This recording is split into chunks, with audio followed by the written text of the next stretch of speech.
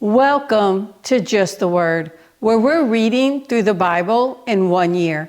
And I'm Net. Today's reading will come from Proverbs chapter 23 and from Genesis chapters 11, 12, and 13. Proverbs chapter 23. When you sit to dine with a ruler, note well what is before you, and put a knife to your throat if you are given to gluttony. Do not crave his delicacies, for that food is deceptive. Do not wear yourself out to get rich. Have the wisdom to show restraint. Cast but a glance at riches, and they are gone, for they will surely sprout wings and fly off to the sky like an eagle. Do not eat the food of a stingy man. Do not crave his delicacies, for he is the kind of man who is always thinking about the cost. Eat and drink, he says to you, but his heart is not with you. You will vomit up the little you have eaten, and will have wasted your compliments. Do not speak to a fool, for he will scorn the wisdom of your words. Do not move an ancient boundary stone, or encroach on the fields of the fatherless, for their defender is strong. He will take up their case against you. Apply your heart to instruction and your ears to words of knowledge. Do not withhold discipline from a child. If you punish him with the rod, he will not die. Punish him with the rod and save his soul from death. My son, if your heart is wise, then my heart will be glad. My inmost being will rejoice when your lips speak what is right. Do not let your heart envy sinners, but always be zealous for the fear of the Lord. There is surely a future hope for you, and your hope will not be cut off. Listen, my son, and be wise, and keep your heart on the right path. Do not join those who drink too much wine or gorge themselves on meat. For drunkards and gluttons become poor, and drowsiness clothes them in rags. Listen to your father who gave you life, and do not despise your mother when she is old. Buy the truth and do not sell it. Get wisdom, discipline, and understanding. The father of a righteous man has great joy. He who has a wise son delights in him. May your father and mother be glad. May she who gave you birth rejoice. My son, give me your heart and let your eyes keep to my ways. For a prostitute is a deep pit, and a wayward wife is a narrow well. Like a bandit, she lies in wait and multiplies the unfaithful among men. Who has woe? Who has sorrow? Who has strife? Who has complaints? Who has needless bruises? Who has bloodshot eyes? Those who linger over wine, who go to sample bowls of mixed wine. Do not gaze at wine when it is red, when it sparkles in the cup, when it goes down smoothly. In the end, it bites like a snake and poisons like a viper. Your eyes will see strange sights, and your mind imagine confusing things. You will be like one sleeping on the high seas, lying on top of the rigging. They hit me, you will say, but I'm not hurt. They beat me, but I do not feel it. When will I wake up so I can find another drink? Now we move to Genesis.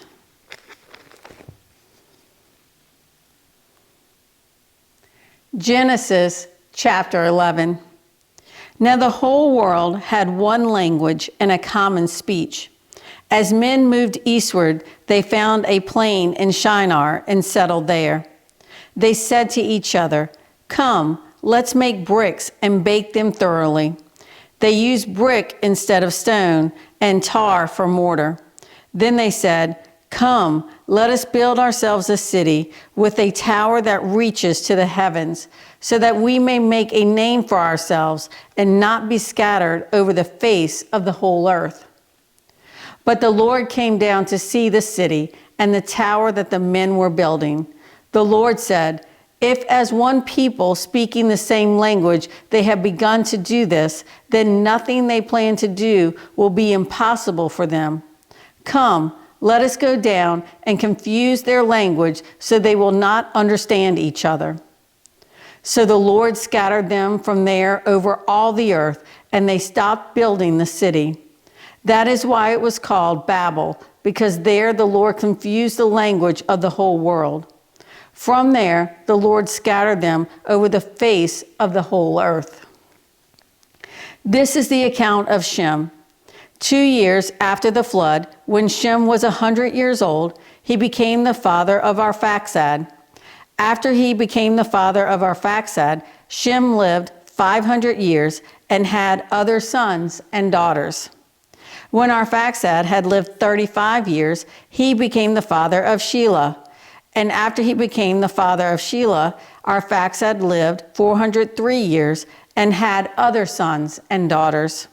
When Shelah had lived 30 years, he became the father of Eber. And after he became the father of Eber, Shelah lived 403 years and had other sons and daughters.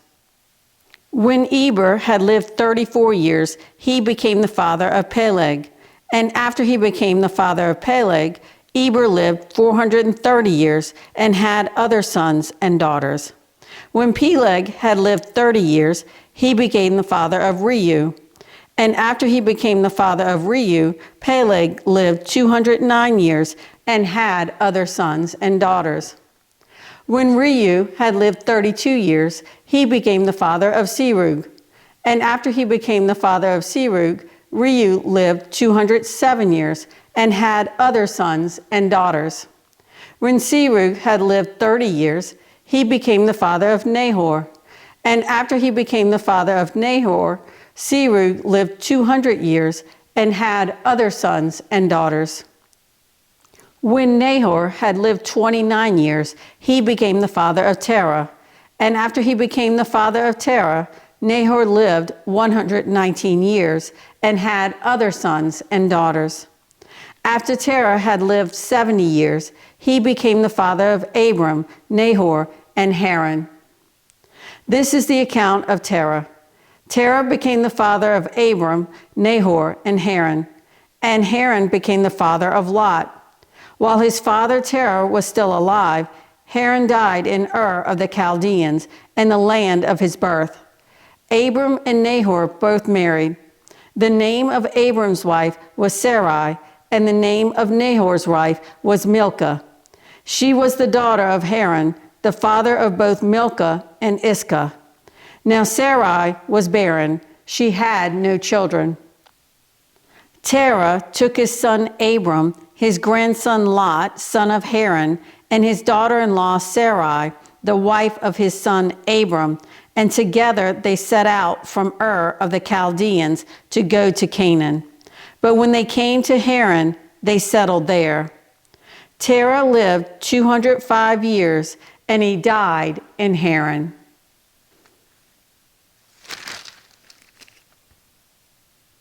Genesis chapter 12. The Lord had said to Abram, "Leave your country, your people, and your father's household, and go to the land I will show you. I will make you into a great nation, and I will bless you. I will make your name great, and you will be a blessing. I will bless those who bless you, and whoever curses you, I will curse. And all peoples on earth will be blessed through you." So Abram left, as the Lord had told him, and Lot went with him. Abram was 75 years old when he set out from Haran. He took his wife Sarai, his nephew Lot, all the possessions they had accumulated, and the people they had acquired in Haran, and they set out for the land of Canaan, and they arrived there. Abram traveled through the land as far as the site of the great tree of Moreh at Shechem. At that time, the Canaanites were in the land. The Lord appeared to Abram and said, "To your offspring I will give this land." So he built an altar there to the Lord who had appeared to him. From there, he went on toward the hills east of Bethel and pitched his tent, with Bethel on the west and Ai on the east. There he built an altar to the Lord and called on the name of the Lord. Then Abram set out and continued toward the Negev. Now there was a famine in the land, and Abram went down to Egypt to live there for a while, because the famine was severe. As he was about to enter Egypt, he said to his wife Sarai, "I know what a beautiful woman you are. When the Egyptians see you, they will say, 'This is his wife.' Then they will kill me, but will let you live. Say you are my sister, so that I will be treated well for your sake, and my life will be spared because of you." When Abram came to Egypt, the Egyptians saw that she was a very beautiful woman. And when Pharaoh's officials saw her, they praised her to Pharaoh, and she was taken into his palace. He treated Abram well for her sake, and Abram acquired sheep and cattle, male and female donkeys, men servants and maid servants, and camels.